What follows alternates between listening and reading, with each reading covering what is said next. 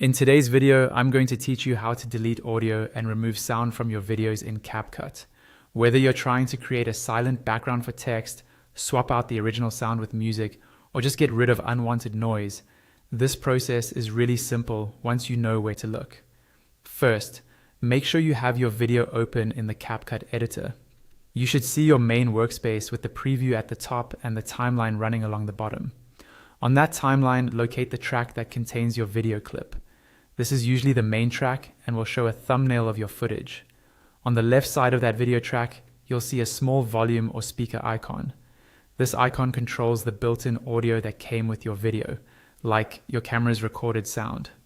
Go ahead and click on that volume icon. When you do, CapCut will mute the audio for that video clip. You'll usually see the icon change appearance, which lets you know the sound is now turned off. If you play back the video in the preview window, you should no longer hear the original audio.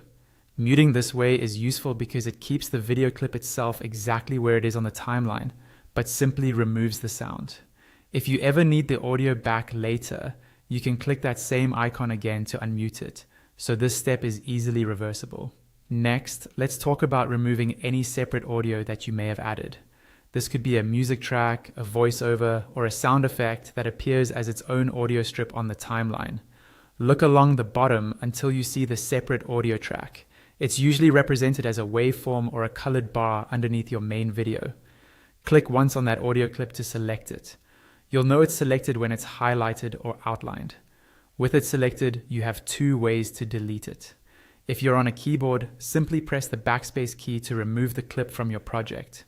If you'd rather use the on-screen controls, look above the timeline for a trash can icon while the audio is selected and click that. The audio clip will disappear from the timeline and it won't play in your video anymore. And that's it.